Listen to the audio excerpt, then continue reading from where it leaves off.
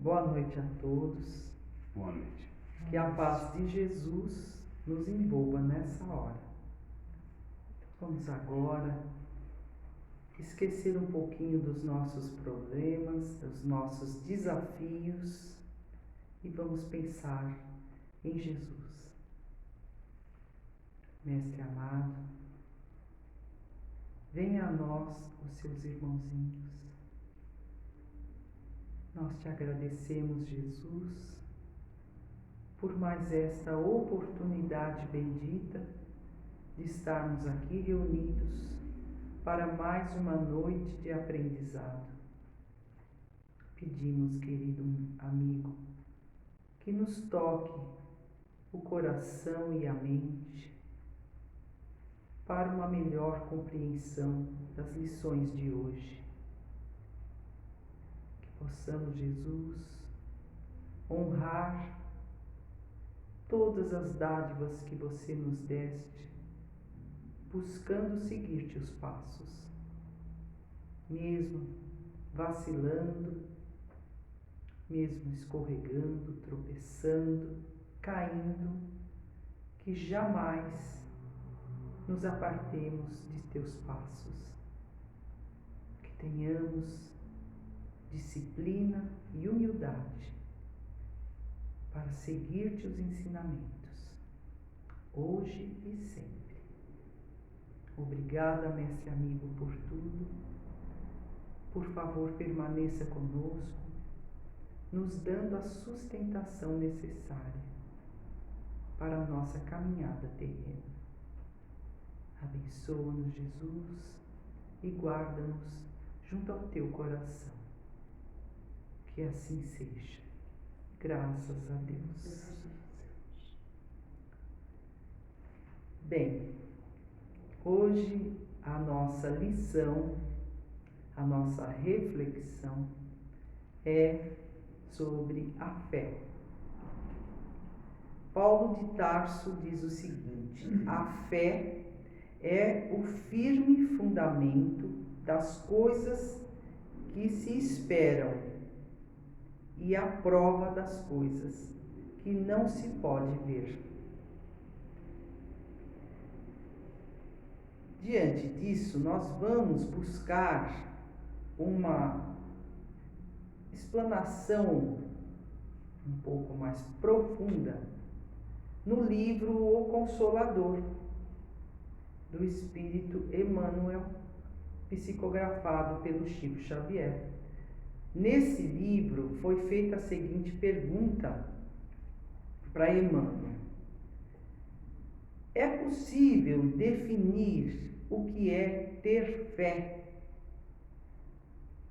E a resposta foi a seguinte: ter fé é guardar no coração a luminosa certeza em Deus. Olha isso. Certeza que ultrapassou o âmbito da crença religiosa, fazendo o coração repousar numa energia constante de realização divina da personalidade. Conseguir a fé é alcançar a possibilidade de não mais dizer eu creio, mas afirmar eu sei, com todos os valores da razão tocados pela luz do sentimento. Essa fé não pode estagnar em nenhuma circunstância da vida e sabe trabalhar sempre, intensificando a amplitude de sua iluminação, pela dor ou pela responsabilidade, pelo esforço e pelo dever cumprido, traduzindo a certeza na assistência de Deus. Essa fé exprime a confiança que sabe enfrentar todas as lutas e problemas com a luz divina no coração, e significa a humildade redentora que edifica no íntimo do espírito a disposição sincera do discípulo relativamente ao faça-se ao escravo à vontade do Senhor. Pois bem, gente, diante disso, o que nós vamos perguntar? Nós temos fé? Como é que está a nossa fé? Nos momentos de tranquilidade, nos momentos de alegria, não é? Aí nós vamos afirmar que nossa fé está a toda força, não é mesmo? Mas o fato é que nossa fé é colocada à prova nos momentos difíceis, né? No momento de dor, no momento de perda, é que nós vamos testar a nossa fé. Como é que está a nossa fé? No Evangelho de Mateus, no capítulo 17, nós vamos encontrar a seguinte passagem. Conta-se que, quando Jesus estava se dirigindo ao povo, veio um homem e se jogou aos pés de Jesus de joelhos e falou para ele assim: Senhor, tende piedade de meu filho, que é lunático. Sofre muito e frequentemente cai, ora no fogo, ora na água. Apresentei-o aos vossos discípulos, mas eles não puderam curá-lo. E Jesus respondeu dizendo: ó raça incrédula, até quando hei de estar convosco? Trazei-o até aqui. E Jesus ameaçou o espírito mau, e ele saiu dele. E o menino ficou curado. Então, os discípulos se aproximaram de Jesus em particular e perguntaram: por que nós não podemos curá-lo? E Jesus lhes disse: por causa da vossa pouca fé. Porque em verdade vos digo que se tiverdes fé como um grão de mostarda, direis a este monte: passa daqui para acolá, e ele há de passar, e nada vos será impossível. Então veja bem, a semente de mostarda é uma semente minúscula, né? Ela é pequenina como um ponto final quase, não é mesmo? Bem pequenininha. Diante do que Jesus falou aqui nessa passagem do Evangelho de Mateus, a nossa fé não é nem do tamanho do grão de mostarda, não é mesmo? Então, a nossa fé é quase nada, né? É pequenina, pequeniníssima, não é? Porque se com uma fé do tamanho do grão de mostarda nós poderíamos mover montanhas, né? Isso aí. A nossa fé é minúscula. As montanhas que Jesus se refere aqui são as montanhas exteriores e as montanhas interiores. As dificuldades da vida, o desemprego, o problema financeiro, a perda de entes queridos, né? O abandono, a traição, tudo isso são as montanhas exteriores que a gente tem que o quê? Transpor, mover, tirar do caminho. E as montanhas interiores são as nossas limitações, os nossos medos, não é? São os nossos defeitos, as nossas más tendências que ainda trazemos dentro de nós. Precisamos mover e remover esses obstáculos que existem dentro de nós. Mas o fato é que, se nós tivermos uma fé minúscula, fica difícil. É preciso uma fé inquebrantável, uma fé firme em Deus, em Jesus, na divindade, né? Nos santos, nos anjos, e também ter fé em nós mesmos. Porque se nós não tivermos esta confiança plena em nós mesmos, como é que vai ser? É preciso ter fé em si mesmo. A fé humana precisa se ter, né? E uma fé raciocinada. O que é a fé raciocinada? É a fé que tem lógica. A criatura crê sabendo por que crê. Ela não tem uma fé cega. Porque a fé cega é aquela fé que traz o quê? O fanatismo, né? A criatura segue aquilo ali, mas nunca parou para pensar por que ela segue. Escolhi aquilo ali para seguir, pronto. Não, a gente sabe por que crê. Eu creio em Deus e eu tenho razões para crer em Deus. Eu creio em Jesus e eu tenho razões para crer em Jesus. É preciso raciocinar. Nada de fanatismo. Porque uma fé que não usa a razão, ela não se sustenta. Não se sustenta. Certo?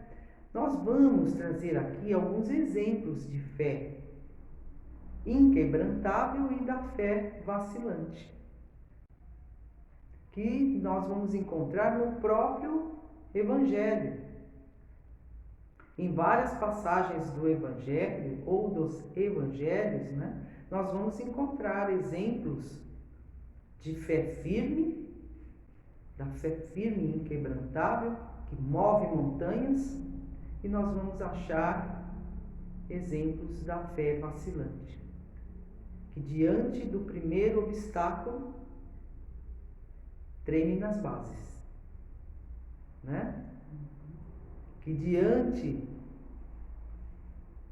da dor passa a descrer, se revolta, blasfema e muitas vezes passa a descrer. Então, é a fé vacilante. É uma fé muito fraca, uma fé como a chama de uma vela, uma pequenina chama de vela, ao relento, que qualquer brisa pode apagar.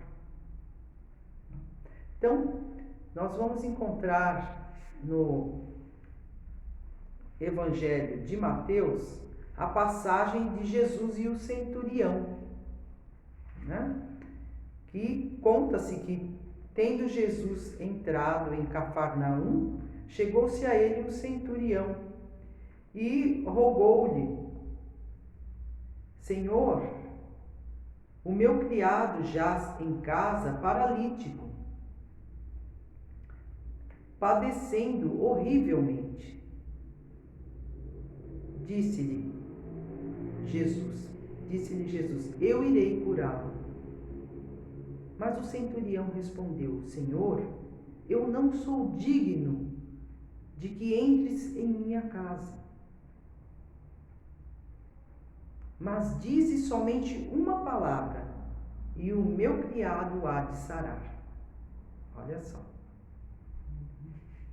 Porque também eu sou homem sujeito à autoridade e tenho soldados às minhas ordens. E se eu digo a um, vai ali, ele vai.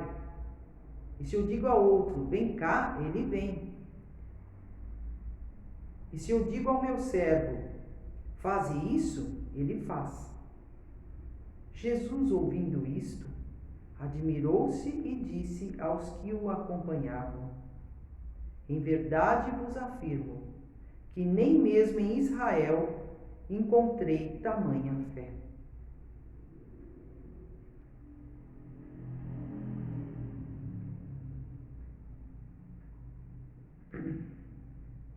Então Jesus disse ao centurião: vai-te, e como crestes, assim te seja feito. E naquela mesma hora, o criado do centurião sarou. Então vejam bem, o centurião era um romano, né? Não tinha convivência com Jesus, mas ele acreditava que Jesus era realmente o Messias, que era um enviado de Deus. Veja você, porque dentre os discípulos de Jesus, tinha muitos ali que vacilavam, né? Eu sempre digo que os discípulos de Jesus nos representam, né? Eles nos representam. Então, ali tinham vários deles que tinham uma fé parecida com a nossa, que vacila, que oscila, né? E esse centurião, sendo um romano, ele tinha a fé inquebrantável. A fé que é o que? É certeza plena de que se Jesus desse a ordem à falange de espíritos que trabalham para ele, para o mestre,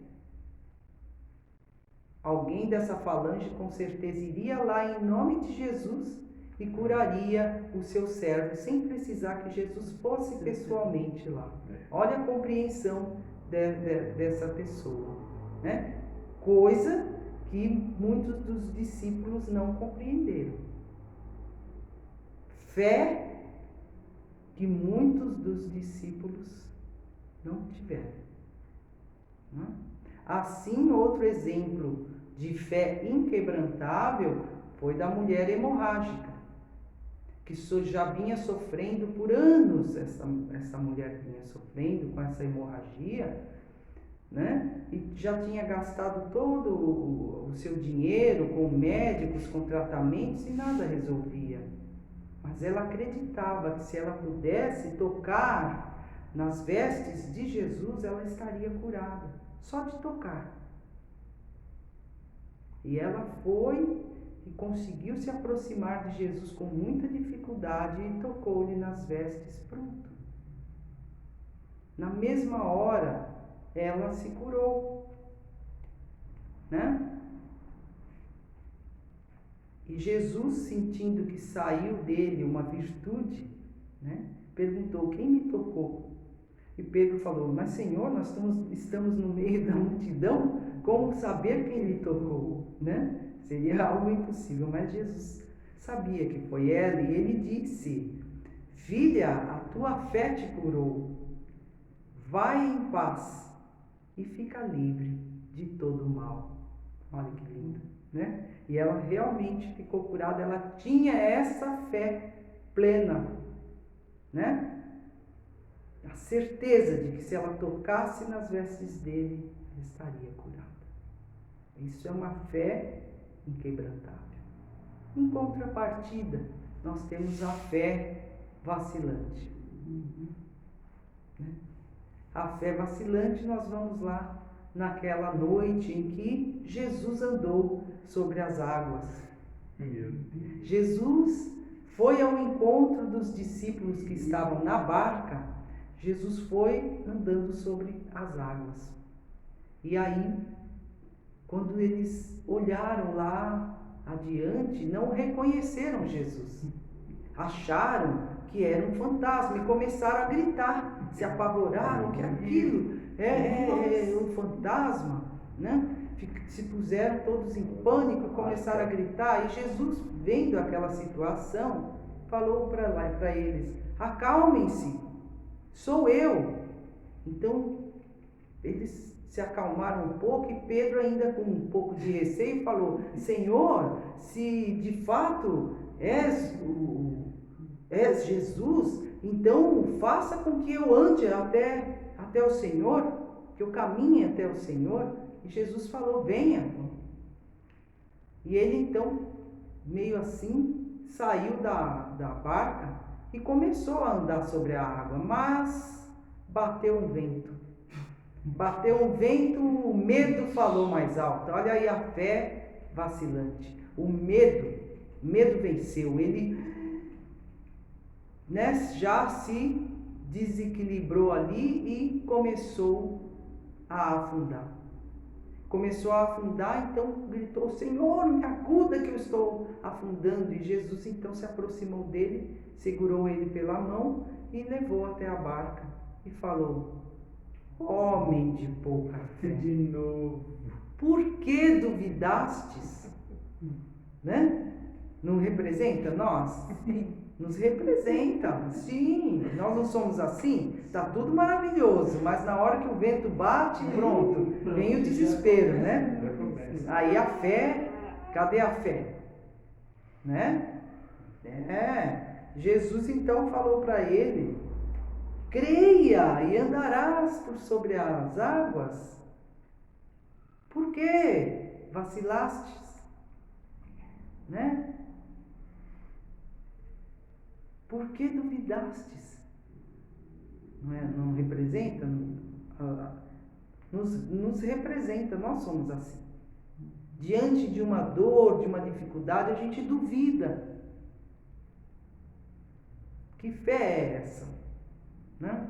Vacilante. Outro exemplo de fé vacilante é Tomé.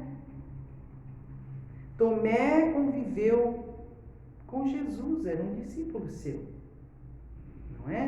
Mas na hora sombria da crucificação, todos os discípulos se esconderam, porque eles tiveram medo. Se Jesus, que era o mestre, estava sendo crucificado, eles, que eram os discípulos, como é que ia ser? Então eles fugiram, se esconderam, com exceção de João, que era o mais novinho, quase um garoto. João continuou firme junto à mãe de Jesus, né? Os demais todos se esconderam, mas Tomé, que era do ver para crer, ele queria ver se ia haver algum fenômeno extraordinário ali, né? Que Jesus se livrasse daquela situação. Então ele se disfarçou para que não fosse reconhecido, porque havia o perigo de ser preso, né? Então ele foi disfarçado lá ao pé da cruz e ficou lá num dilema. Ele ficou naquele dilema. Se Deus era realmente todo poderoso como Jesus falava, porque Deus não mandava uma falange de anjos guerreiros para acabar com aqueles inimigos de Jesus e libertar o mestre da cruz? Ele ficava lá pensando, ele estava ali naquele conflito dentro dele, matutando, né? E aí eu olhava para Jesus e pensava: mas se Jesus é de fato o Messias, por que ele não se desprende daquela cruz? Se ele for o Messias mesmo, ele tem poder para isso, né? E ficou naquele dilema. E então, um dos ladrões que tinha sido crucificado junto com Jesus, aquele de nome Dimas, que era conhecido como bom ladrão, Esse se virou para Jesus e falou: Mestre, lembre-se de mim quando entrares no teu reino. E Jesus, virando-se para ele, falou: Hoje mesmo estarás comigo no meu reino. E então olhou para Tomé. Tomé lá no meio, disfarçado, mas Jesus sabia que era ele. Jesus olhou para ele, olhou nos olhos e falou: Vês, Tomé, quando todos os meus discípulos me abandonaram, eis que eu encontro a lealdade, né, no peito de um ladrão. Ele, Tomé, conviveu com Jesus. Quantos milagres Jesus fez? Quantos aleijados, leprosos, cegos Jesus curou. E ainda assim ele estava ali duvidando, né? E aí Jesus falou isso para ele: quando todos os meus discípulos me abandonaram, eis que eu encontro a confiança leal no peito de um ladrão. E pensam que Tomé aprendeu a lição? Meu Deus. Não digo que eles nos representam. Ele não aprendeu. Ele não aprendeu. Porque quando Jesus ressuscitou, Jesus foi ao encontro dos seus discípulos. Os discípulos ainda estavam escondidos. E eles estavam numa casa toda trancada. Eles estavam trancados lá dentro. Mas Jesus apareceu, se materializou no meio deles. E eles em pânico começaram a gritar, porque não tinham reconhecido Jesus. Olha aí de novo, o medo. Olha o medo aí de novo. Eles não tinham reconhecido Jesus e começaram a gritar apavorados, achando que era outra pessoa, né? Por quê? Porque Jesus voltou mais belo do que nunca, né? Ele estava pleno na sua glória e eles não reconheceram, já pensaram: quem é esse daí, né? Como que ele surgiu aqui? Está tudo trancado. E ficaram em pânico, gritando, e Jesus falou: a paz esteja convosco. Então eles reconheceram a voz: ah, meu mestre, e olharam e era Jesus. E se acalmaram. Mas nesse dia, justamente Tomé não estava presente. Então, quando os amigos falaram: olha, o mestre voltou, o mestre está vivo, esteve aqui entre nós. Tomé imagina. Tomé duvidou: não acredito. Eu só acredito se eu puder tocar as suas chagas. Então, passado 8 dias, Jesus novamente surgiu no meio deles.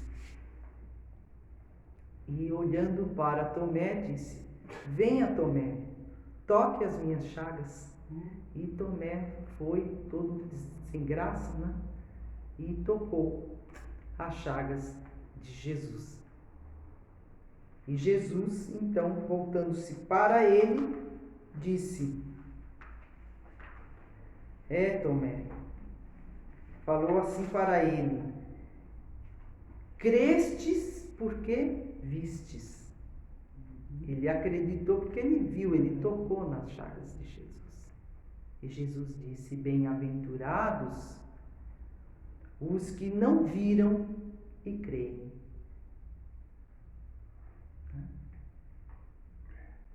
Então veja aí a fé vacilante daqueles que querem ver para poder crer, quando o que Deus nos pede é que a gente creia sem ver. Não precisa de provas, não? Pois bem, diante de tudo isso que nós falamos, vamos refletir e pensar: que tipo de fé nós temos? Olha, né? Como é que anda a nossa fé? É a vacilante, né? É a bem menos do que um grão de mostarda.